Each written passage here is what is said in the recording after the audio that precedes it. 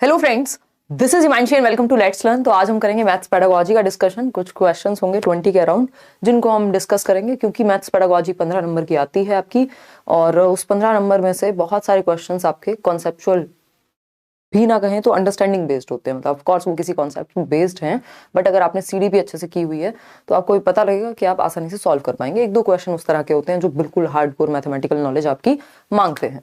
तो स्टार्ट करते हैं। सभी को गुड इवनिंग, नमस्कार, राम राम, सत श्री अकाल, अस्सलाम वालेकुम, what you feel connected with. Like share subscribe आप कर दीजिएगा, सेशन आपको पसंद आएगा। इसके अलावा टेलीग्राम पर जाकर के मैंने एक पिन कमेंट में या आपको इस वीडियो के डिस्क्रिप्शन में भी फ्री नोट्स का जो लिंक है उसको आप क्लिक करके जो 3 सब्जेक्ट के नोट्स हैं अभी ईवीएस और मैथ्स पेडागोजी को थोड़ा सा भी शायद और समय लगे बट वो मिल जाएंगे आपको उसी ड्राइव के लिंक में और टेलीग्राम पर भी। तो स्टार्ट करते हैं। Telegram channel official let's learn squad है। इसके अलावा किसी भी, मैं ये बात हर रोज अब मुझे कहनी पड़ेगी, किसी भी फेक वेबसाइट, किसी भी फेक चैनल या कुछ भी, मतलब आपको तो फेक उस टाइम पे नहीं लगता है बट बाद में कोई भी कोर्स अगर आप कहीं से भी खरीद रहे हैं तो उसको प्लीज मत खरीदिए, क्योंकि जो ऑफिशियल या जो ऑथेंटिक कोर्सेज हैं वो सिर्फ करियर ऐप पर अवेलेबल हैं। केवीएस का एक बैच आया हुआ है और एक बैच आया हुआ है आपका पेडागोजी स्पेशल का केवीएस के लिए। तो दैट्स इट। इसके अलावा कोई और बैच अभी नहीं है जिसमें एडमिशन ओपन हो, तो किसी और नाम पे कुछ भी बच के रहिएगा। स्टार्ट करते हैं आज की कहानी। आ जाइए फटाफट से। क्वेश्चन नंबर है 1 आपके सामने। वैसे तो आज सैटरडे है, कल हम छुट्टी रखने वाले हैं। मैं इन एडवांस आपको बताने की इच्छुक हूँ। जो लोग सीटेट वाले इसलिए परेशान हो रहे हैं कि सीटेट की तैयारी कब करेंगे, क्या होगा अब आगे, है ना, तो आपको जो मैराथन्स मिली हैं इतने आप उनका प्रयोग कीजिए और ये फर्स्ट क्वेश्चन का जवाब दीजिए पोल में। क्वेश्चन लगाने से पहले ही पोल दे दिए। हाँ, बहुत बढ़िया। तो आ जाइए आप लोग, स्टार्ट करेंगे, फिर आज की कहानी को समझेंगे क्या है चीजें, कैसे वर्क करने वाली हैं, फिर आगे चल के बात करेंगे। देखिएगा, क्वेश्चन नंबर 1 आपके सामने है। हम करेंगे कुछ टोटल 20 क्वेश्चंस। एक रूल याद रखना है कि बच्चा जहां एक्टिव है, ये बिल्कुल मूल मंत्र की तरह है कि जहां बच्चा एक्टिव है, यानी वो प्रोबेबिलिटी, जब आप फंस रहे होंगे क्वेश्चन में तो देखेंगे बच्चा ज्यादा एक्टिव कहां है, तो आप आंसर तक पहुंच जाएंगे। हालांकि ये इस तरह के क्वेश्चन में नहीं लगेगा क्योंकि ये फैक्चुअल क्वेश्चन है। मतलब इसमें तो या तो आपको ये पता है या तो नहीं पता है, इसमें आप कुछ कर नहीं सकते हैं अपनी तरफ से। तो क्वेश्चन नंबर 1 है, to teach the concept of place value the teacher brings in a variety of material into her classroom like abacus, Dines block, currency notes, जैसे 1 रुपए का नोट या सिक्का, whatever, 10, 100 rupee note. Which principle of Dines theory is the teacher referring to in the above scenario? तो ये dice theory है जिसमें उन्होंने 4 प्रिंसिपल्स की बात की है ना। और ये जॉल्टन पाल डाइंस एक हंगेरियन मैथमेटिशियन थे। उन्होंने ये 4 प्रॉपर्टीज या प्रिंसिपल्स दिए हैं जिनको अभी हम डिस्कस करेंगे। इस बार से ये पूछा जाने लगा है तो आपको पता होना चाहिए कि कहानी है क्या। ठीक है बात। तो अगर हम बात करते हैं, क्या पूछा है कि प्लेस वैल्यू स्थानीय मान समझते हैं ना आप, है ना, 1s, 10s, 100 एंड ऑल। ठीक, तो ये इकाई, दहाई, सैकड़ा वगैरह जो आप सीखते हैं। प्लेस वैल्यू दूसरी होती है फेस वैल्यू, वो आप गणित में पढ़ चुके हैं उदय सर के साथ। तो प्लेस वैल्यू की जब हम बात करें तो एक टीचर जो है वैरायटी ऑफ मटेरियल्स के बच्चों को प्लेस वैल्यू समझ में आ सके, उसके लिए अबैकस आप जानते हैं, काउंटिंग वगैरह में, मल्टीप्लिकेशन एंड ऑल, बहुत सारी चीजों में हेल्प करता है। डाइंस ब्लॉक का भी सेम ही है, प्लेस वैल्यू के लिए, एडिशन के लिए, सब्ट्रैक्शन के लिए, मल्टीप्लिकेशन के लिए, इन सब के लिए यूज किया जाता है। ठीक, और करेंसी नोट्स लेके आए, यानी वेरियस टाइप ऑफ मटीरियल्स लेकर के क्लासरूम में टीचर आई है, टीचिंग लर्निंग एड लेकर के आई है।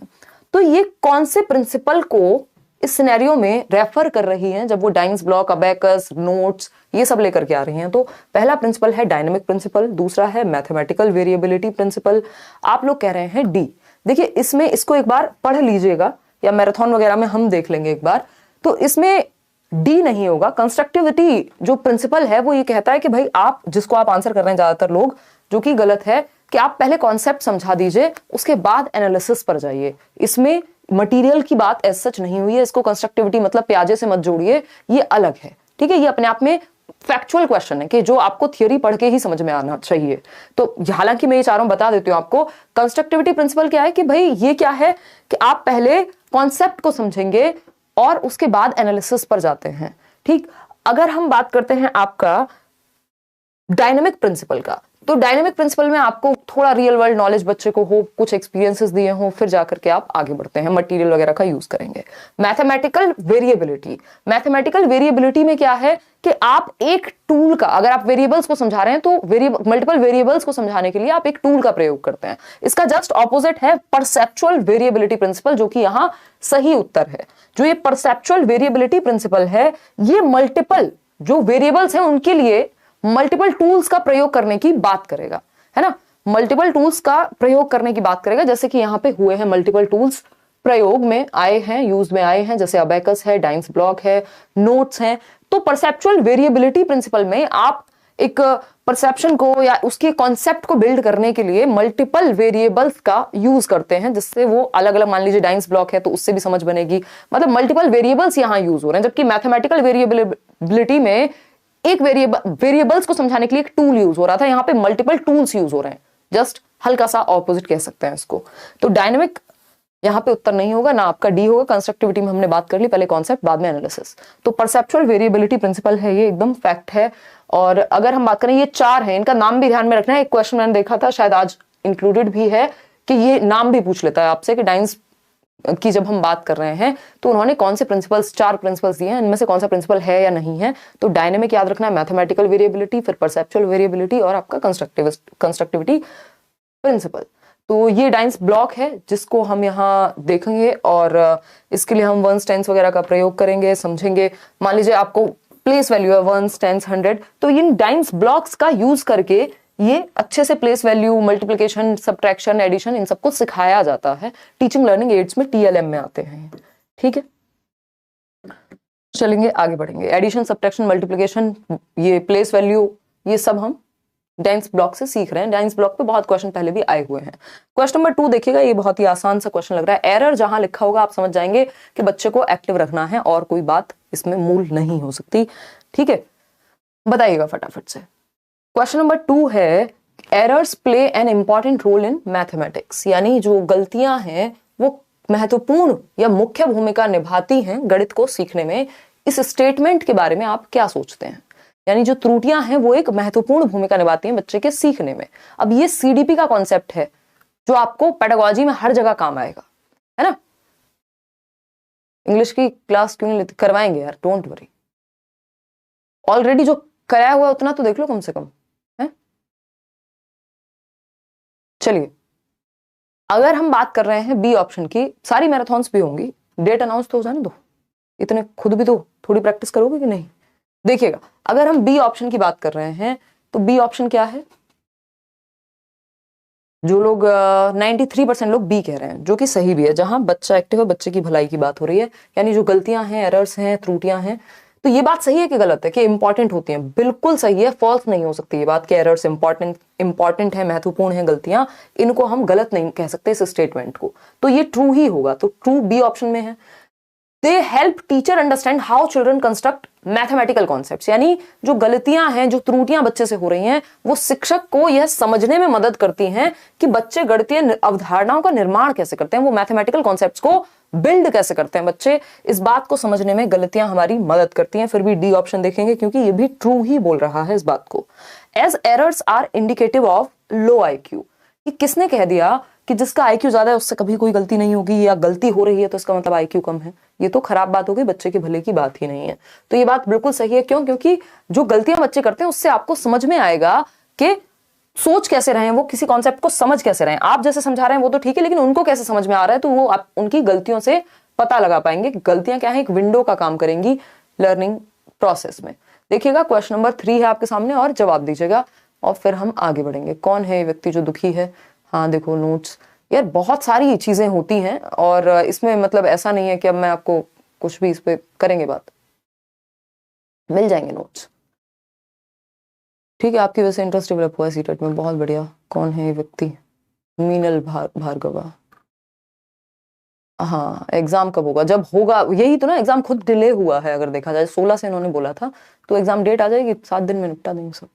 देखिएगा, my sister got 124 in 1 month. I'm preparing for from 1 month. Nikki कह रही हैं, can I get 110 plus from your free notes? बिल्कुल बिल्कुल निक्की, और जो मैराथन सेशंस होंगे उनको देखिएगा ना, आप अच्छा करेंगे।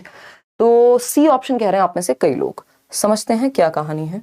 अ common error that we often encounter, common error समझ रहे हैं जो ज्यादातर बच्चे करते हैं, दैट वी ऑफन एनकाउंटर जो हमें ज्यादातर देखने को मिलता है, when children are asked to add two fractions. समझ रहे हैं ना, वो 1/2 और 1/3 को जोड़ने को कहा गया तो बच्चा क्या करेगा, 1 और 1 2 और 3 और 2 5 ऐसे कर देगा। ये चीज बहुत कॉमन है, कॉमन एरर है, बचपन में आपने भी कभी ना कभी तो किया ही होगा। शौर्य सिंह तुमने किया है ना, किया ना, लेकिन ऐसे नहीं होगा ना, कैसे होगा, एलसीएम होगा या मल्टीप्लिकेशन करेंगे, सही बात है। तो ये कॉमन एरर है।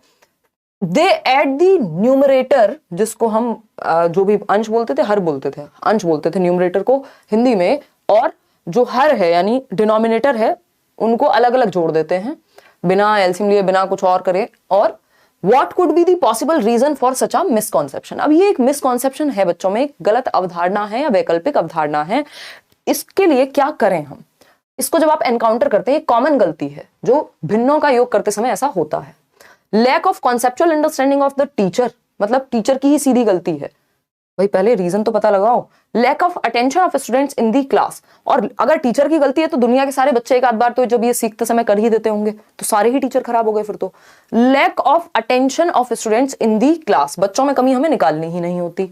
Generalisation of facts learned in addition being applied to fractions, यानी योग में सीखे गए तथ्यों का सामान्यीकरण भिन्नों पर लागू करना। ऐसा लैंग्वेज में भी होता है कि बच्चे ने मान लीजिए सेकंड फॉर्म सीखा है या सीखी है तो वो ईडी हर जगह लगा देगा। तो कई बार जो जनरलाइजेशन है, ओवर जनरलाइजेशन है, जो फैक्ट्स बच्चे ने एडिशन के टाइम पे, जोड़ने के टाइम पे, योग के समय पे सीखे थे, वो उसने ओवर जनरलाइज करके उनको यूज कर लिया है। उसने सीधा सीधा जो उसको आता था उसी से कुछ भी बना दिया। तो ये जनरलाइजेशन है, सामान्यकरण है कि ये वाले नियम जब योग में ऐसे लागू होते हैं कि भाई 11 और 12 को जोड़ रहे हैं, हाँ 2 + 1 3 हो गया और 1 + 1 2 हो गया, तो ऐसे ही होता होगा। ये जो नियम उसने योग में सीखा था वो फ्रैक्शंस में भी उसने लागू कर दिया, बात तो ठीक है। Non availability of teaching learning material, ऐसा यहां पे हम नहीं कह सकते, क्योंकि जब ज्यादातर बच्चों को ये समस्या का सामना करना पड़ रहा है तो हम ये नहीं कहेंगे C option is the right answer कि टीचिंग लर्निंग मटेरियल की वजह से हो रहा होगा, ऐसा अक्सर हो जाता है। क्वेश्चन नंबर 4 देखिएगा और हल्का सा जवाब बढ़िया से दीजिएगा पोल में। पोल वाले भैया इतने स्लो क्यों हो आप, है भाई, सो जाते हो बीच में, तो एक दिन बाद दोगे पोल। फिर देखिएगा, प्रीवियस ईयर करती हूं तो 105 आते हैं, क्या पास हो जाऊंगी शिखा? अगर फ्रेश सेट लगाने पे 105 आ रहे हैं तो पास हो जाओगे, है ना। और कॉन्सेप्ट पे फोकस करो कि जो कॉन्सेप्ट उसमें है वो समझ में आ रहे हैं या फिर ऐसे ही तुक्के में आ जा रहे हैं 105। तबियत हाँ थोड़ी सी ऐसी है अमायरा, ये पिछले कुछ दिनों में बहुत ज्यादा लोड हो गया और अभी भी कुछ चीजें, बहुत सारे प्लान्स कैंसिल करने के बाद भी कहीं कहीं तो कुछ काम तो निपटा नहीं होते हैं। देखिएगा तो फटाफट से बताइएगा। क्वेश्चन नंबर 4 है the most appropriate formative task, the most appropriate formative task to assess the students understanding of data collection is, यानी छात्रों के आंकड़ों के संग्रहण। टॉपिक देखिएगा क्या पूछा है, the most appropriate formative task, यानी फॉर्मेटिव मतलब रचनात्मक, जिसमें बच्चा एक्टिव हो, to assess the students understanding of data collection, यानी आंकड़ों के संग्रहण, डेटा कलेक्ट करने को कह रहे हैं। आसपास का एरिया है उसके बारे में कुछ जाने, डेटा कलेक्शन कैसे, डेटा कलेक्शन के बारे में आपको बच्चों की समझ को असेस करना है। क्या करेंगे? पहला ऑप्शन है क्लासरूम डिस्कशन, कक्षा में विचार विमर्श कराएंगे डेटा कलेक्शन के लिए। अगर आपको तो समझ जाननी है चलो करा सकते हैं। क्रॉसवर्ड पहेली पूछेंगे, पहेली डेटा कलेक्शन के लिए, ये तो गड़बड़ है। सर्वे बेस्ड प्रोजेक्ट, सर्वेक्षण पर आधारित परियोजना, यानी आपने कोई सर्वे कराया था आसपास और उसके बारे में अब बच्चा बात करेगा, क्योंकि सर्वे करने गया और पूछा कि अच्छा आपके घर में कितने कूलर हैं, कितने बच्चे हैं, क्या पढ़ रहे हैं, है ना, ये चीज है कि नहीं है, तो ये सब से पता लगेगा बच्चे को डेटा के बारे में, उसके पास डेटा आएगा और उसको एनालाइज कर पाएगा, तो ये ज्यादा बेहतर है। रोल प्ले अगेन ये लैंग्वेज बेस्ड या वर्ड प्रॉब्लम्स वगैरह के लिए समझ में आता है, बट जब हम डेटा कलेक्शन की बात कर रहे हैं, इसके बारे में बच्चे की समझ को के आकलन की बात कर रहे हैं, तो डेटा को सबसे अच्छे तरीके से जांचा जा सकता है सर्वे बेस्ड प्रोजेक्ट से, है ना, जिसमें बच्चा एक्टिव है। इस प्रोजेक्ट को समझ के ये मत सोचने का कि ये बहुत सालों का प्रोजेक्ट है तो इसको समेटिव में जाना चाहिए, ऐसा कुछ भी नहीं होगा यहाँ, ठीक। क्यों? क्योंकि अगर आप सर्वे के थ्रू डेटा को नहीं जानेंगे तो कैसे जानेंगे, ठीक। आप कह रहे हैं अगर जो जनगणना होती है, जिसको हम कह रहे हैं सेंसस है या इस तरह की और भी चीजें कि भाई कितने % लोगों ने इंडिया में वैक्सीन लगवाई, क्या हुआ, ये सब ये डेटा से पता लगेगा। तो सर्वे बेस्ड जो प्रोजेक्ट है, सर्वे से पता लगेगा कि डेटा क्या है, तो डेटा के आकलन के लिए सर्वे बेस्ड प्रोजेक्ट सबसे बेस्ट रहेगा डिस्कशन से भी ज्यादा, क्योंकि बच्चा एक्टिव है, रियल लाइफ में उसको डेटा का जो सामना करना पड़ेगा वो सी ऑप्शन में करना पड़ेगा। क्वेश्चन नंबर 5 देखिएगा एक बार, क्या कहता है क्वेश्चन नंबर 5, जवाब दीजिएगा पोल में। क्वेश्चन नंबर 5 कहता है engaging students in mathematical activities eight primary level can help in many ways like, यानी बच्चों को अगर हम गणितीय एक्टिविटीज में जिनमें मैथमेटिक्स का प्रयोग हो, उसकी मैथमेटिकल थिंकिंग लगे, अगर प्राइमरी लेवल पे इन्वॉल्व करते हैं तो इससे किस चीज में मदद मिलेगी बच्चों को, अगर हम प्राइमरी लेवल पे ही उनको मैथमेटिकल थिंकिंग वाली प्रोसेसेस में एक्टिविटीज में इन्वॉल्व करें तो बताइएगा फटाफट से, फिर हम आगे बढ़ेंगे। देखिए आपकी मास्टर क्लासेस दिन में चल रही हैं, संस्कृत की भी है आई थिंक सबसे लास्ट में, तो वो आप अटेंड कर लीजिएगा। कोई कह रहा है संस्कृत में दिक्कत हो रही है, ठीक है ना,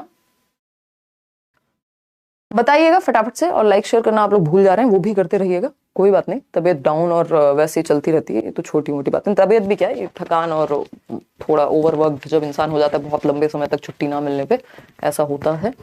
बट कल मैं बिल्कुल प्योर छुट्टी रखूंगी संडे की, कुछ नहीं करना कल मुझे। देखिएगा बहुत ही बढ़िया अलग अलग उत्तर आप लोग दे रहे हैं। चलिएगा राजपूत समझते हैं।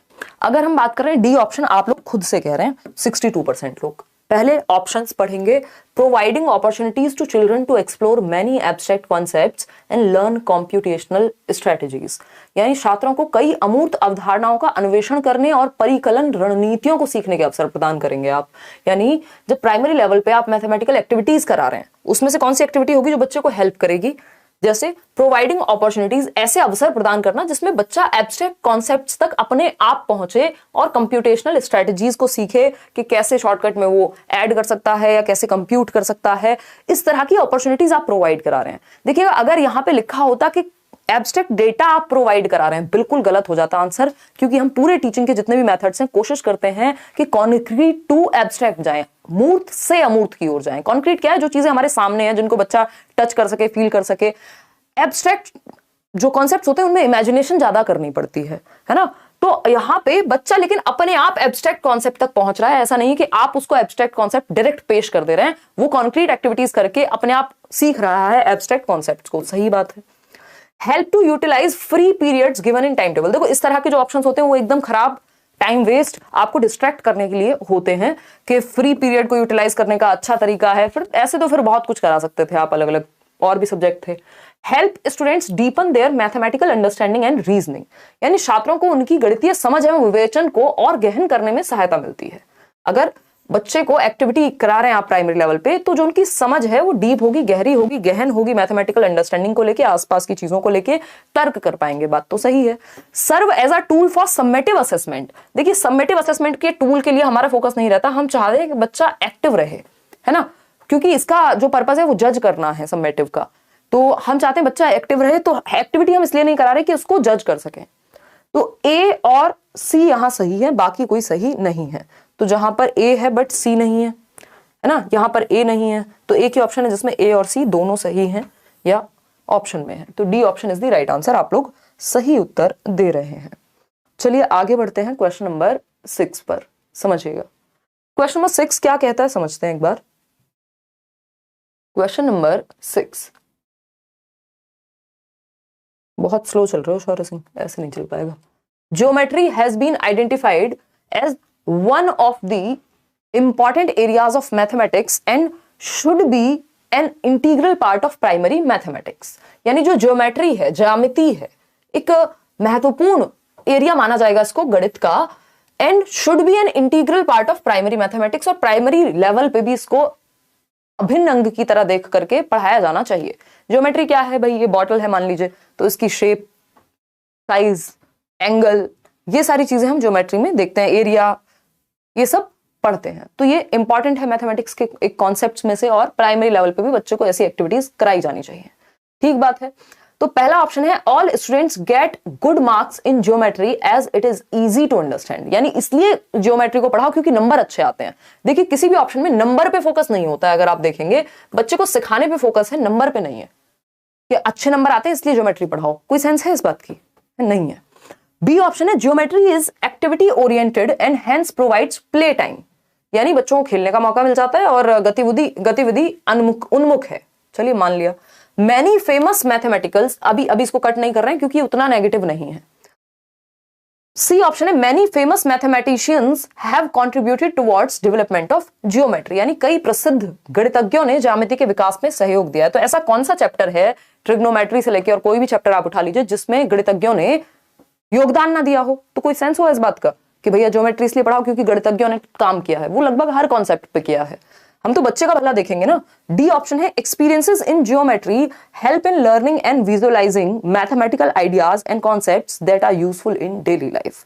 अब देखिएगा, अगर आपके पास वैसे वाला ऑप्शन होता कि कौन सा सही है तो आप कह देते ए, ये बी और डी दोनों सही हैं, ठीक है ना। लेकिन हमें पता है कि इससे कहीं बेहतर जो है वो यहां है, ठीक है ना। और यहां पे फोकस इस बात पे था कि एक्टिविटी सेंटर्ड है तो खेलने का टाइम मिल जाएगा, जबकि खेलने का टाइम आप वैसे भी दे सकते हैं। तो हमें पता है कि उतना मजबूत उत्तर नहीं हो सकता बी ऑप्शन, जितना ये है कि जो एक्सपीरियंसेस हैं ज्योमेट्री में, जो अनुभव मिलते हैं ज्यामिति में, वो बच्चे को सीखने में और विजुअलाइज करने में मदद करते हैं उन कॉन्सेप्ट्स के बारे में जो डेली लाइफ में यूजफुल है। मान लीजिए एक रूम है तो उसका एरिया कितना होगा, उसकी शेप क्या है, किस एंगल पे दरवाजा खुलता है, ये सब चीजें ज्योमेट्री क्या हमारी रियल लाइफ में हेल्पफुल है। तो इसलिए इसको सिखाना जरूरी है, या हम कहेंगे दैनिक जीवन में अधिगम और गणितीय विचारों एवं अवधारणाओं के अधिगम और दृश्यीकरण में सहायता मिलेगी। तो वो गणित जो है लाइफ से हमें जोड़ देना है। D option is the right answer, क्योंकि ये सबसे ज्यादा बच्चे को एक्टिव रखेगा और उसके रियल लाइफ से जोड़ने में उसको मदद करेगा। इस तरह के क्वेश्चंस भी इस बार खूब पूछे गए और पूछे जा सकते हैं। पढ़िएगा एक बार इसको ध्यान से और जवाब दीजिएगा पोल में। ठीक, अगर हम बात करते हैं, किस चीज की बात करते हैं, देखिए एक बार खुद से पढ़िए फिर हम बात करेंगे।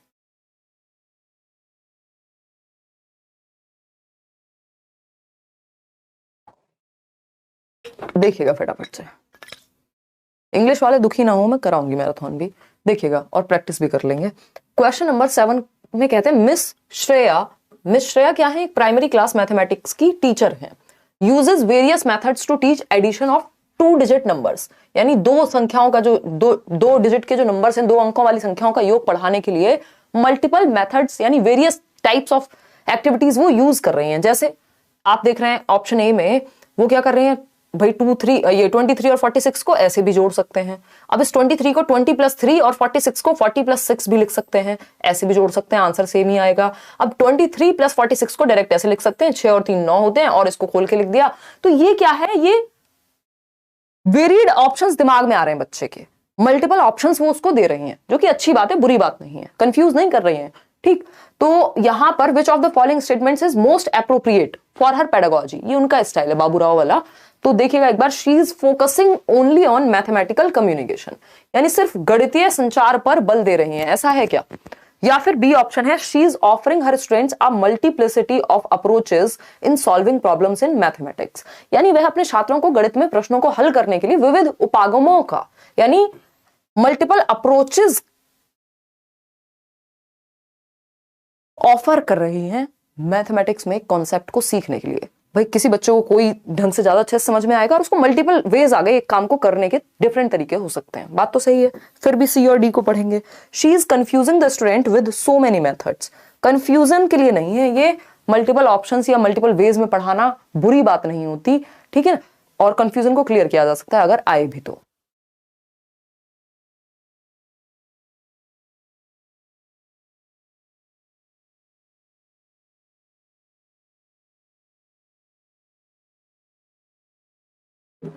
डी ऑप्शन देखिएगा, she is wasting a lot of time in solving one problem, ऐसा भी नहीं है कि वो वेस्ट कर रही हो टाइम एक ही समस्या को सॉल्व करने में। तो B option is the right answer कि मल्टीपल ऑप्शंस अवेलेबल हो रहे हैं बच्चे को, विविध उपागम या अप्रोचेस से वो सिखा पा रही है। क्वेश्चन नंबर 8 देखिएगा और जवाब दीजिएगा। देखिएगा क्वेश्चन नंबर 8 देखिएगा और जवाब दीजिएगा पोल में। क्वेश्चन नंबर 8 कहता है, क्वेश्चन नंबर 8 कहता है, ये पता नहीं कौन रो रहा है, अब ऐसे लोगों का क्या करें जो इतने नेगेटिव हैं, इनका क्या ही कर सकते हैं। इनके अनुसार तो जीवन भी इंसान को नहीं जीना चाहिए और इनके अनुसार चलना चाहिए, अब ये तो पॉसिबिलिटी नहीं है। ओके, पहले वाली बात नहीं रही, देखो ये एग्जाम फिलिक, नाम भी नहीं है इनके अपने, बस ये या तो इनको कोई छोड़ देता है या ये खुद ही इतने फ्रस्ट्रेटेड है। कम से कम नाम भी रख लिया करो, थोड़ा ऐसा लगेगा रियल हो, है। पहले वाली बात नहीं रही, अब कमेंट लेना बंद कर दो मैम, बहुत डिस्टर्ब होता है। कमेंट कहाँ लिए जा रहे हैं भाई? कौन ले रहा है कमेंट? तो क्या करें, आपका दुखी क्यों हैं आप इतने जीवन से? देखिएगा क्वेश्चन नंबर 8, क्वेश्चन नंबर 8 देखिएगा, ये कहता है इन अ गेम ऑफ मार्बल्स, यानी मार्बल्स के गेम में कंचों के खेल की बात हो रही है, होंगे आप में से कुछ कंचाधारी लोग, ठीक? तो कंचों के गेम में रेनू लॉस्ट 4 मार्बल्स, रेनू जो है 4 मार्बल्स उसके हार जाती है वो। She is left with 7 marbles, तो उसको दूसरे व्यक्ति को देने पड़े होंगे 4 मार्बल, किसी ने कंचे खेले होंगे तो याद होगा, है ना? और उसके पास अब 7 मार्बल बचे हैं। With how many marbles did she start the game, यानी कितने मार्बल्स के साथ उसने गेम को स्टार्ट किया होगा। यदि 4 जो कंचे हैं वो हार गई और 7 अभी भी हैं, तो बच्चे को ये जानने के लिए क्या करना पड़ेगा, जो 4 अभी हैं, सॉरी जो 4 लूज कर चुकी है और 7 अभी हैं, इन दोनों को प्लस करके पता लग जाएगा टोटल कितने मार्बल से गेम शुरू किया होगा, यानी जोड़ना पड़ेगा, इसके लिए 11 आ जाएगा आंसर। ठीक है जी, कोई दिक्कत नहीं है। तो कॉन्टेक्चुअल क्वेश्चन ऑन एडिशन, बात तो सही लग रही है। ओपन एंडेड क्वेश्चन, अब इसमें ओपन एंडेड कुछ नहीं है, क्योंकि 4 और 7 या 7 + 4 11 ही आंसर आना है, तो इसमें कोई भी ओपन एंडेडनेस नहीं है। मल्टीपल चॉइस क्वेश्चन यहां पे दिए थोड़ी है 4 ऑप्शन।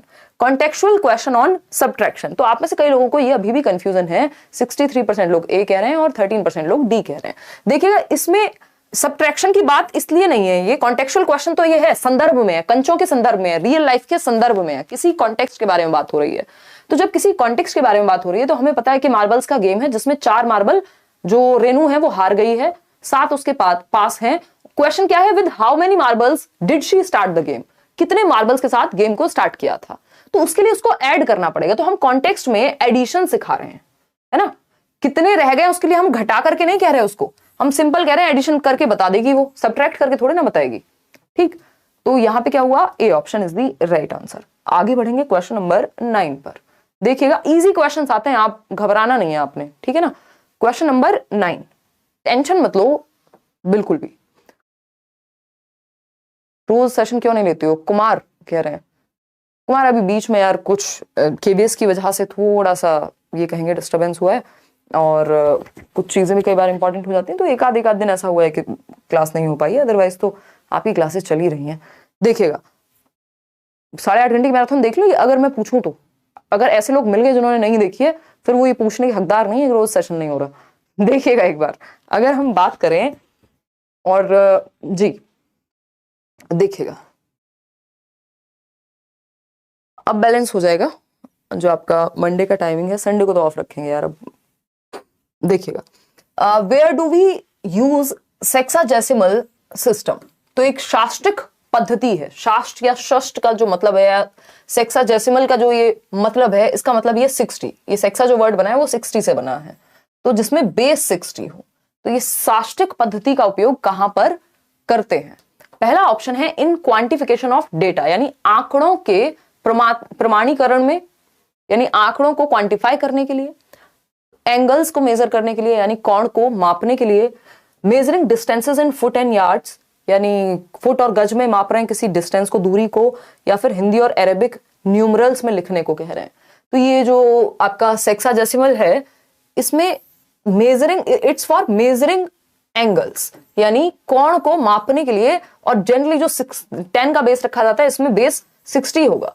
तो ये हम ध्यान रखेंगे, पूछा भी जा सकता है बेस 60 किसमें होता है, तो सेक्साडेसिमल कॉन्टेक्स्ट में एंशिएंट विधि है, ब्रिटिशर्स बेसिकली, ये ब्रिटिश सिस्टम से ली गई है, ठीक है ना? तो B option is the right answer over here. आगे बढ़ेंगे नेक्स्ट क्वेश्चन पे, क्वेश्चन नंबर है 10, 20 हम करने वाले हैं। क्वेश्चन नंबर 10 क्या कहता है समझिएगा एक बार।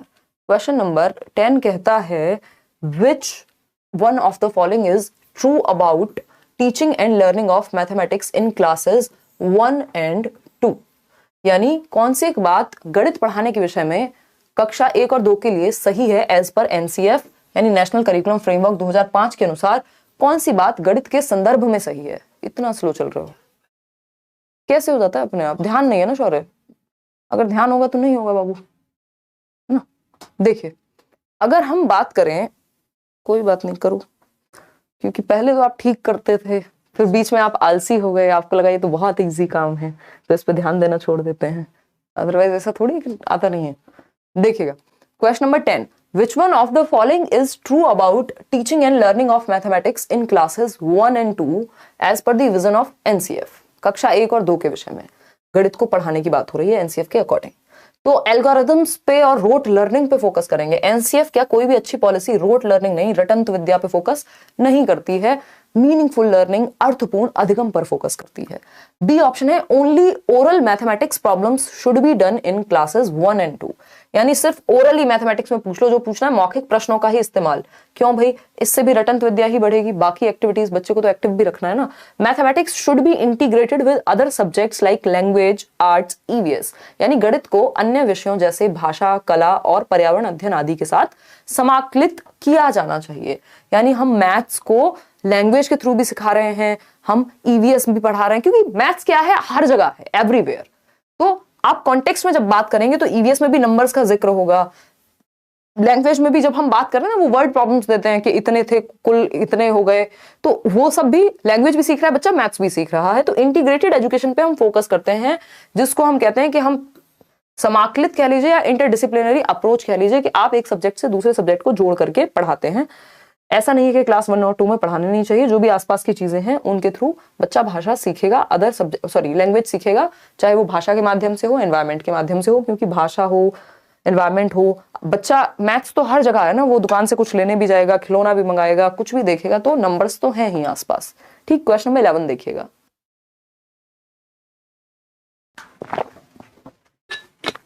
क्वेश्चन नंबर 11 देखिएगा, फिर हम आगे बढ़ेंगे।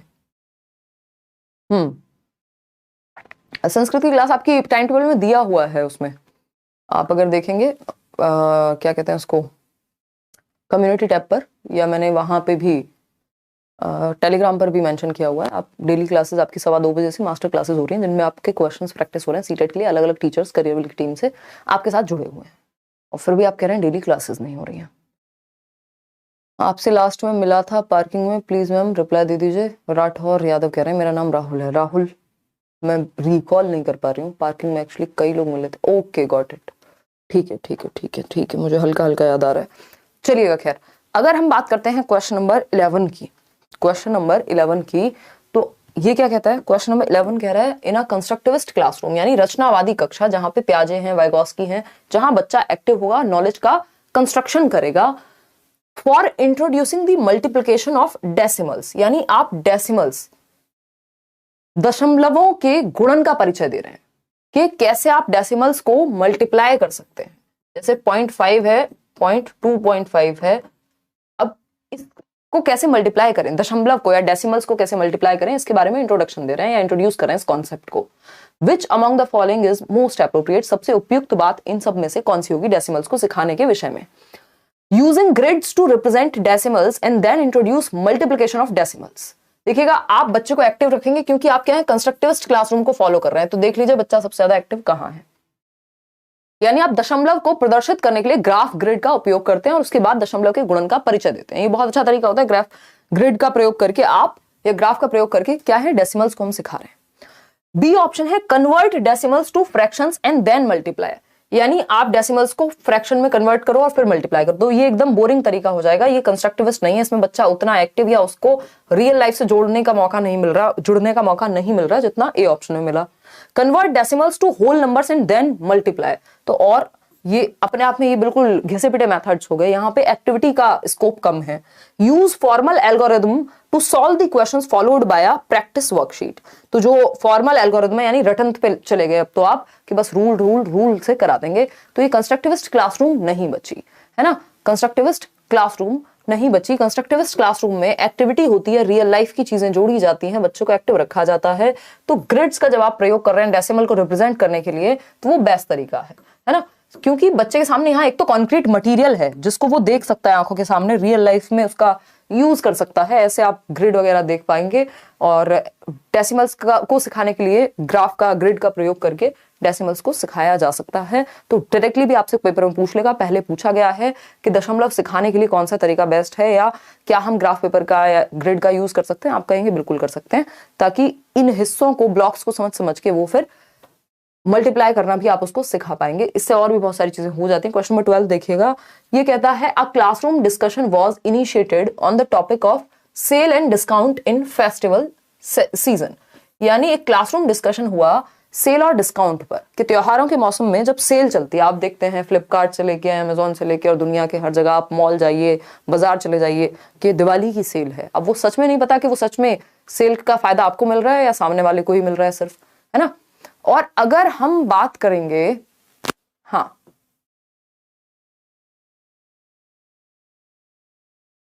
हाँ गुलशन सही कह रहे हो बिल्कुल, ऐसा हो सकता है, अभी देख लेंगे एक बार, है ना। एक बार चेक कर लेंगे उसको कि वो क्लास 1 की बात हो रही थी या 3rd to 5th की बात हो रही थी। हाँ ईवीएस 1 और 2 में नहीं होता, वो ईवीएस तो हम खुद लैंग्वेज के थ्रू सिखा रहे हैं, तो एक बार उसको चेक कर लेंगे, डोंट वरी। कौन सा क्वेश्चन था वो? 10, है ना, लास्ट में एक बार नहीं जो था यार। क्वेश्चन नंबर 12 देखिएगा एक बार, डी ऑप्शन कह रहे हैं 59%। यानी बात क्या चल रही है, क्लासरूम डिस्कशन वॉज इनिशिएटेड, एक टॉपिक है सेल एंड डिस्काउंट का कि फेस्टिवल के मौसम में, त्योहारों के मौसम पे सेल और डिस्काउंट का एक कॉन्सेप्ट चलता है। While teaching the concept of percentage, यानी जब आप परसेंटेज का कॉन्सेप्ट सिखा रहे हैं तो आप बता सकते हैं कि इतने % डिस्काउंट, तो इसका रियल लाइफ में इंप्लीकेशन क्या है, तो बच्चा तुरंत समझ जाएगा। मम्मी पापा के साथ कभी गया होगा मार्केट या त्योहारों के टाइम पे, तो उसको समझ में आएगी ये बात, क्योंकि लाइफ से जोड़ दिया आपने। This type of discussion in classroom helps the student to enhance their debating skills. तो यहाँ डिबेट कर रहे हैं हम या परसेंटेज सिखा रहे हैं? डिबेटिंग स्किल्स की तो बात ही नहीं हो रही। B option helps the students to listen to each others opinion and encourage them to present their argument, thus improving their speaking skills. यानी हम ये कह रहे हैं कि एक दूसरे की ओपिनियन सुने, फिर अपनी बात प्रेजेंट करें, स्पीकिंग स्किल्स बेटर होंगी। सर परसेंटेज के कॉन्टेक्स्ट में बात हो रही है, इसको कहां लेके जाने की कोशिश कर रहे हैं हम? सी ऑप्शन है must be avoided as it raises the noise level of class and disturbs others. देखिए थोड़ा बहुत नॉइज लेवल इंक्रीज हो सकता है जब आप कोई भी एक्टिविटी करा रहे होंगे, हल्का फुल्का शोर इज नॉर्मल, तो आप इसको अवॉइड नहीं कर सकते कि आप एक्टिविटी ही ना कराएं क्योंकि शोर होगा। डी ऑप्शन है helps the students to connect classroom mathematics with the real world, thus improving conceptual clarity. यानी ये बच्चों को मदद करता है, छात्रों को कक्षागत गणित और बाहरी दुनिया को के साथ संबंध बनाने में, दोनों को जोड़ने में। जो वो क्लासरूम में पढ़ रहे हैं और जो वो दुनिया में देख रहे हैं, दोनों कनेक्टेड हैं। यही कहता है एनसीएफ कि क्लासरूम लर्निंग को आप बाहर की दुनिया से जोड़ दीजिए और वो सीख जाएंगे। तो परसेंटेज अपने आप में बोरिंग हो सकता था, लेकिन जब आपने रियल लाइफ से जोड़ दिया तो वो इंटरेस्टिंग बन जाएगा। आगे बढ़ेंगे, क्वेश्चन नंबर 13 देखिएगा, ये क्या कहता है समझते हैं। Which of the following would be the most appropriate to assess the mathematical thinking of children. यानी बच्चों के गणितीय चिंतन को जानने के विषय में कौन सी एक बात सबसे ज्यादा उपयुक्त होगी। अब उपयुक्त इसमें हो सकता है चारों हो, लेकिन पूछा है मोस्ट उपयुक्त या मोस्ट अप्रोप्रिएट। बताइएगा एक बार, फिर हम आगे बढ़ेंगे। पेपर कब से है कुछ बताइए ना यार। देखो पेपर ऐसा लग रहा है 25 के बाद जाता हुआ नजर आ रहा है, हो सकता है और लेट शुरू हो। आप आए बाहर आइए, अमाना कह रही हैं। चलिए अमाना बताइए, हो सकता है लास्ट वीक ऑफ दिसंबर तक चला जाए पेपर, क्योंकि 7 दिन पहले तो इनको इंट्रोड्यूस वो बताना ही है, बट ये नहीं बता पा रहे हैं अभी तक भी। तो अगले 7 दिन में तो पेपर नहीं है, हम ये मान सकते हैं अभी तो, और लास्ट वीक ऑफ दिसंबर में ही जाता हुआ नजर आ रहा है। मैथमेटिकल थिंकिंग की अगर हम बात करें तो कौन सा एक तरीका मैथमेटिकल थिंकिंग के आकलन के लिए सही होगा? सॉल्व 4.25, ये सॉल्व कर दो आप इसको। मैथमेटिकल थिंकिंग दिखेगी इसमें कहीं? इसमें थिंकिंग नहीं दिखेगी, जो डायरेक्ट कॉन्सेप्ट उसको आता है वो फॉर्मूला अप्लाई करके फटाफट से निकाल देगा। तो थिंकिंग मतलब जहां पे सोचना पड़े, सोचना नहीं दिख रहा है इस ऑप्शन में। If a fruit cost rupees, यानी एक फ्रूट है, एक फल है जो 4.25 पर किलोग्राम मिलता है, हाउ मच वुड यू पे फॉर 0.5 kg। अब इसमें थिंकिंग से ज्यादा मैथमेटिकल फॉर्मूला का एप्लीकेशन है, गुणा करेंगे निकाल देंगे। थिंकिंग क्या हुआ इसमें? If 4.25 is multiplied by a number between 0 and 1, is the product less than और ग्रेटर देन 4.25, एक्सप्लेन। अब यहां बच्चा फंसेगा, मतलब उसको सोचने पे मजबूर होना पड़ेगा। ऐसा नहीं हो सकता कि सीधा फॉर्मूला लगाया और बता दिया। अब पहले तो करके भी देखना है और दूसरा फिर ये भी देखना है इससे ग्रेटर होगा कि लेस देन होगा, और क्यों होगा उसको एक्सप्लेन भी करना पड़ेगा। तो इसमें थिंकिंग लग रही है, ये ओपन एंडेड थॉट हो गया। जबकि हम डी ऑप्शन की बात करें तो explain the standard algorithm of multiplying 4.25 with 0.25, यानी 4.25 को 0.25 से गुणा करने का सीधा सीधा तरीका पूछा है, स्टैंडर्ड एल्गोरिथम। तो इसमें भी सोचने का मौका नहीं मिला। जो सोच पे जोर या दिमाग पे जोर पड़ेगा वो सी ऑप्शन में पड़ेगा सिर्फ, जहां पर कई सारी चीजें करके बताना भी है कि क्यों किया, कैसे हुआ, क्या सही वे है या नहीं है।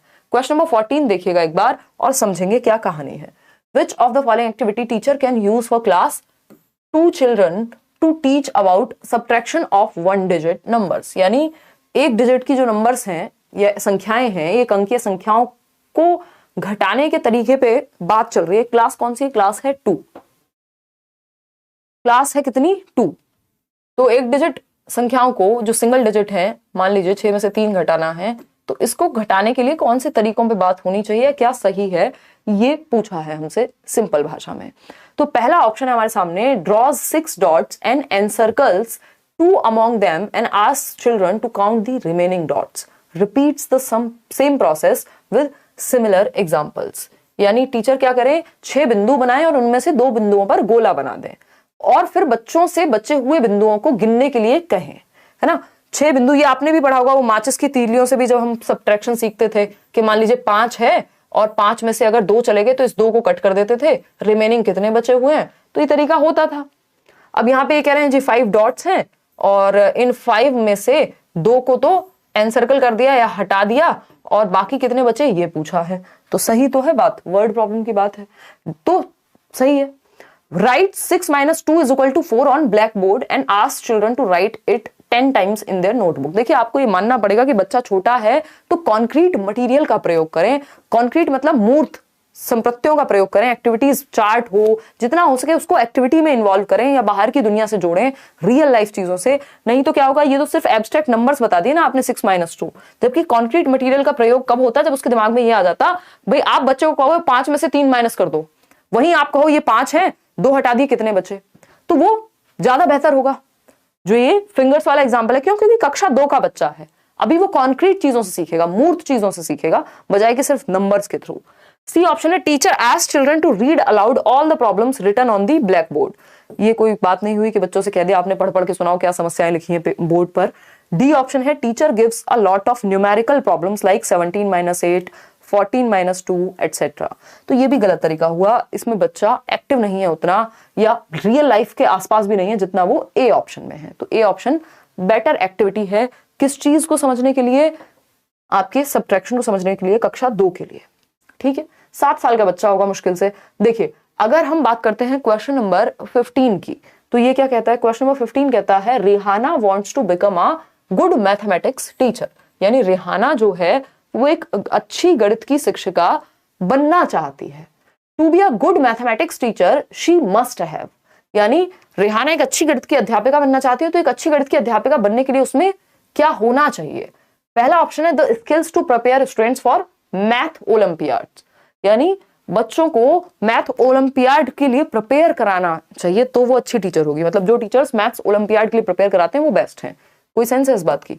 फिर आता है conceptual understanding and ability to relate the content of mathematics with real life. ये तो इतना प्यारा वर्ड है, समझ जाना है कि कहानी चल क्या रही है। कॉन्सेप्चुअल अंडरस्टैंडिंग, एक तो बच्चे की संकल्पनात्मक अवधारणा विकसित होगी गणित को समझने के लिए वास्तविक दुनिया से जोड़ के। और ये सबसे बड़ी प्रॉब्लम है गणित की कि हम इसको वास्तविक दुनिया से जोड़ करके जहां पे भी पढ़ाया जाता है ये अच्छे से सीख लिया जाता है, जहां नहीं हो पाता वो सीख नहीं पाता बच्चा। सी ऑप्शन है, the ability to recall all formulas, तो रट्टाफिकेशन कहेंगे इसको कि थियरम याद कर ली, रिकॉल कर लिया।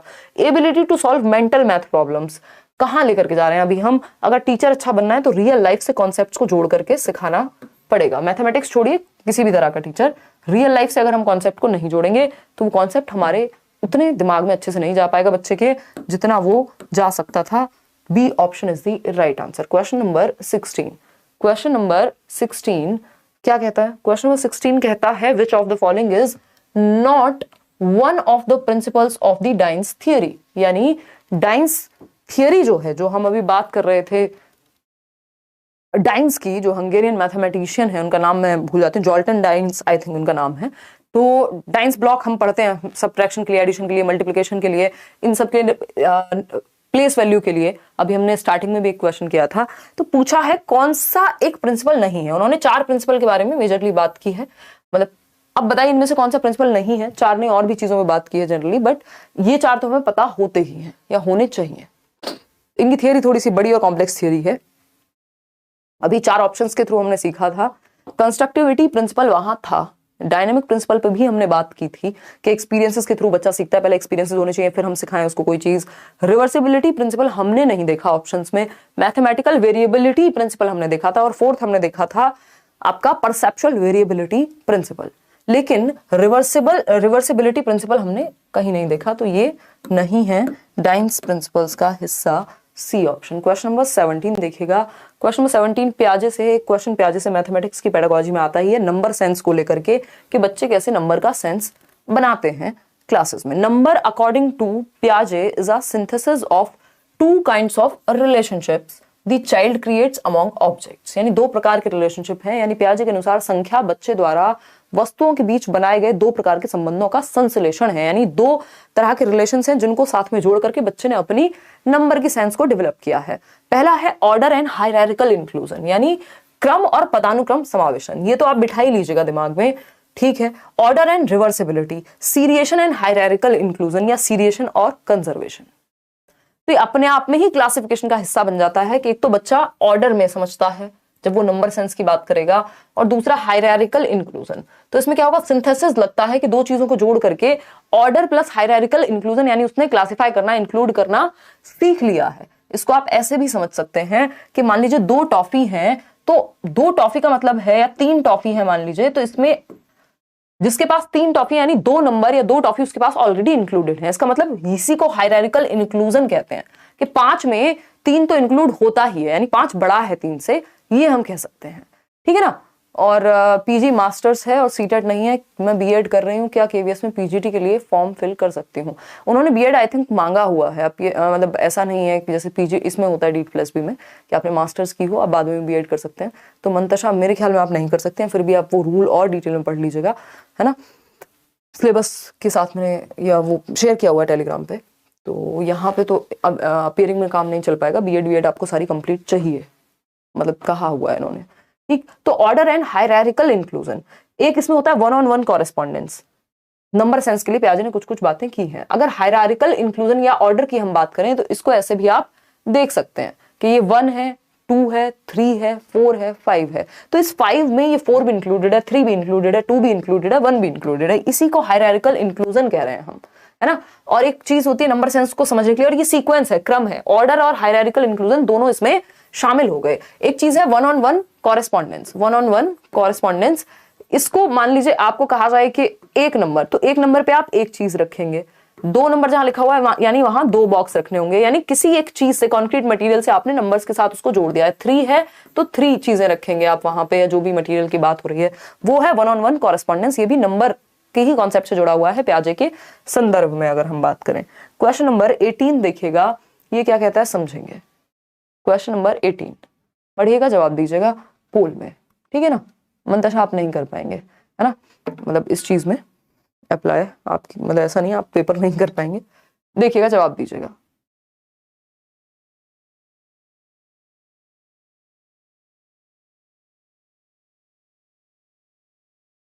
समझिएगा क्या कह रहे हैं भाई आप लोग, देख रहे हो विनोद कितना मजा आ रहा है। अच्छा गिल्लू देखिएगा यार, इनका सब्जेक्ट कॉम्बिनेशन केवीएस वालों का ना ऐसे ही हर साल परेशान होते हैं, जब मतलब जब भी ये आता है। क्या करूं, सब किया और सब पढ़ा है, सोनम कह रही है, फिर भी 90 नंबर नहीं आ पा रहे हैं। तो सब पढ़ा ही है, वो दिमाग में सेट नहीं हुआ है सोनम, फिर नहीं तो कैसे नहीं आ पाएंगे। मतलब आपको खुद ही जब आप क्वेश्चन गलत कर रहे हैं 150 में से, जो बाकी के 60 क्वेश्चन आप गलत कर रहे हैं, उनसे पता लग जाए ना किस तरह के कॉन्सेप्ट्स आपके गायब हैं, जो आपको लग रहा है कि सब पढ़ा है लेकिन वो फिर भी नदारद हैं वो कॉन्सेप्ट्स, तो उनको ठीक से दोबारा से पढ़ना है, क्वेश्चन को पढ़ के समझने का प्रयास ज्यादा करना है ना। उस चक्कर में मत पड़ जाना। ये आजकल बहुत सिस्टम है कि आंख बंद करके क्वेश्चंस प्रैक्टिस करो, है ना। 150 पेपर में क्वेश्चन आ रहे हैं, आप 15,000 प्रैक्टिस कर लो, 1,500 प्रैक्टिस कर लो। प्रैक्टिस करने में प्रॉब्लम नहीं है, अगर आपने समझ के 100 क्वेश्चन भी ठीक से प्रैक्टिस किए हैं और आपके सेक्शन में 30 क्वेश्चन आने हैं तो भी दिक्कत नहीं होगी, क्योंकि कॉन्सेप्ट्स क्लियर हैं, सिलेबस तो सेम ही है ना। तो वो कॉन्सेप्ट पे भी फोकस करना है, सिर्फ प्रैक्टिस नहीं कि आंख बंद करके। हमें क्या लगता है कई बार बस सेट पे सेट लगाए जाओ, अपने आप नंबर आते रहेंगे। कॉन्सेप्ट भी तो समझना होगा, एनालाइज भी तो करना पड़ेगा उस पेपर को। क्वेश्चन नंबर 18 है, students often make a mistake in comparing the decimal numbers, यानी डेसिमल नंबर्स को कंपेयर करने में बच्चे कई बार गड़बड़ कर जाते हैं। फॉर एग्जाम्पल उसको 0.50 ग्रेटर लग सकता है 0.5 से, या इसको हम ऐसे भी लिख सकते हैं 0.05 से। ऐसा होता है ना कई बार, मतलब कुल मिलाकर के उनको समझ में नहीं आता, जैसे 0.45,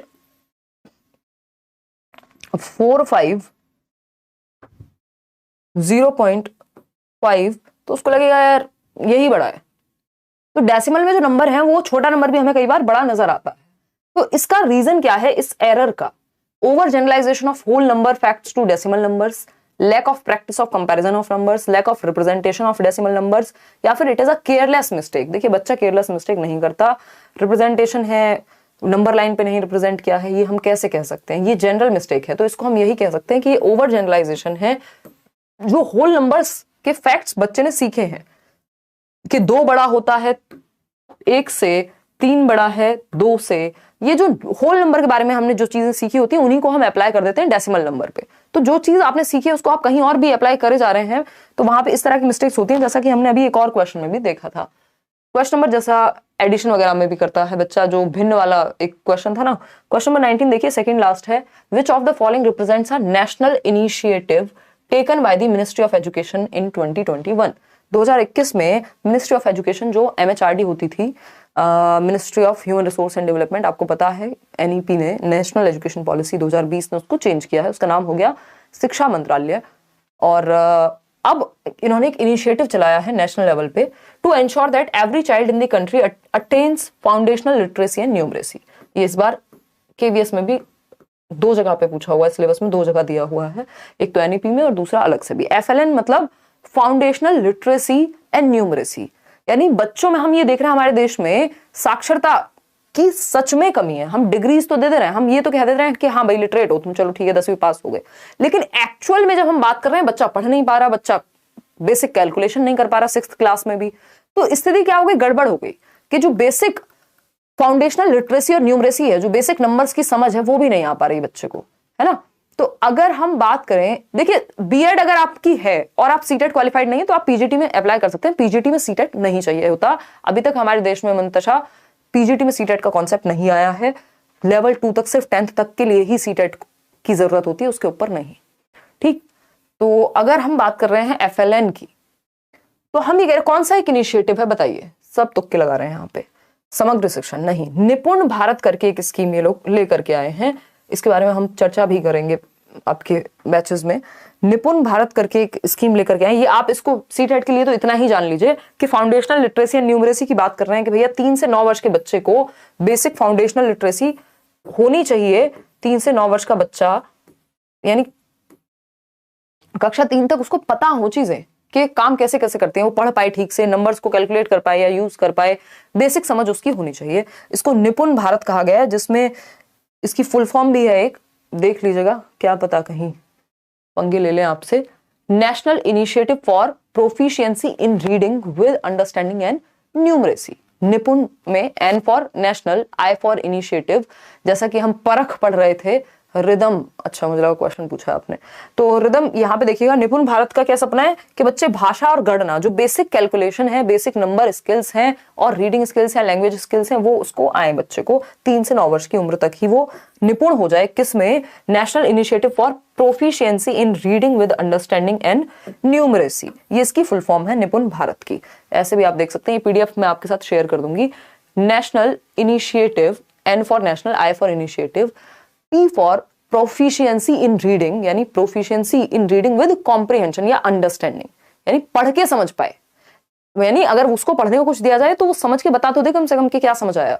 एंड न्यूमरेसी, तो ये है निपुण की फुल फॉर्म, जो कि फाउंडेशनल लिटरेसी एंड न्यूमरेसी के तहत जिसकी बात हो रही है। आज के लिए आखिरी सवाल है, ये क्या है देखिएगा,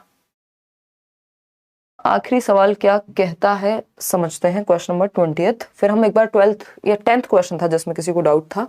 और विच of the following statements is true for peer assessment. देखिए एक होता है सेल्फ या पीयर असेसमेंट की जब हम बात कर रहे हैं, पीयर का मतलब है जो बच्चे हैं, जो सहपाठी हैं, जो उसका ग्रुप है, बच्चे का क्लासमेट्स हैं, वो उसको असेस कर रहे हैं, या बच्चा खुद को असेस कर रहा है और एक दूसरे को असेस कर रहे हैं।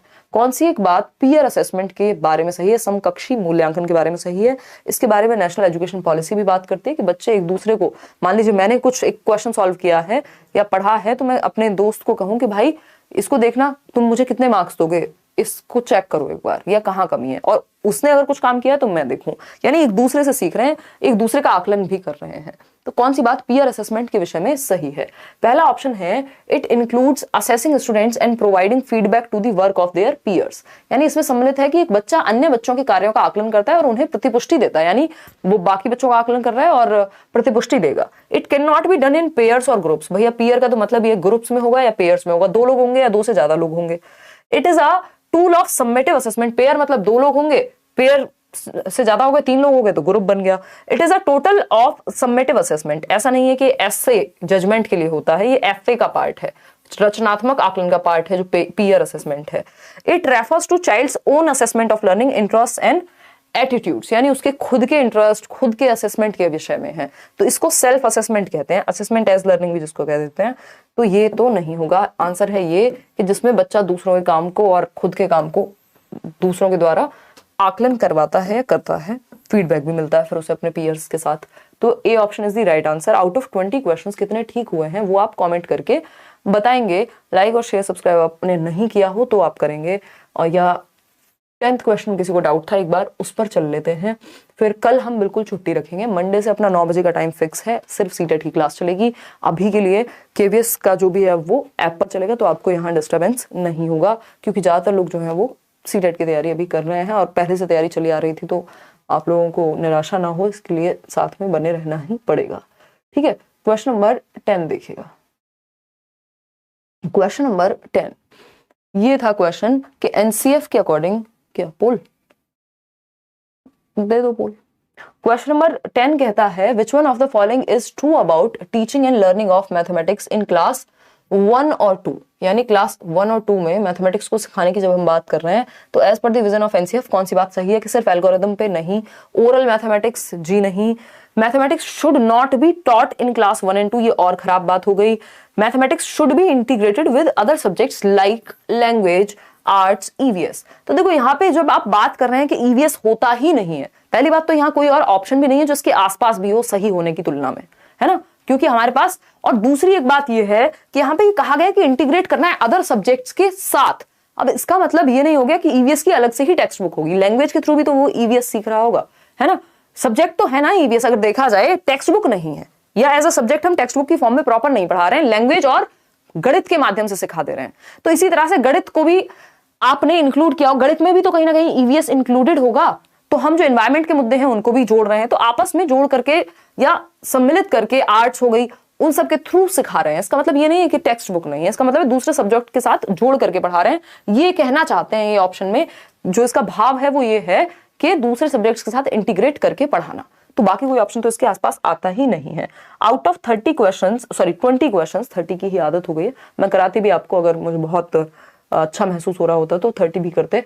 ये आपके टेलीग्राम चैनल है और बाकी पेजेस आप देख सकते हैं। आउट ऑफ 20 क्वेश्चंस कितने ठीक हुए वो आप कमेंट करके बताएंगे। अब किसी का कोई डाउट हो तो 1 मिनट में आप फटाफट से पूछ लीजिए। कल संडे है, कल की हम छुट्टी रखेंगे। वैसे तो संडे वार्ता किया करते थे बट इस बार तो नहीं कर रहे हैं क्योंकि बहुत ज्यादा जो है व्यस्तता हो गई पिछले कुछ महीनों में, बहुत सारी चीजें चल रही हैं, तो थोड़ा आराम की भी जरूरत है। इंट्रापर्सनल और इंटरपर्सनल हिंदी में समझाइए, आमा खातून ये बात कह रही हैं।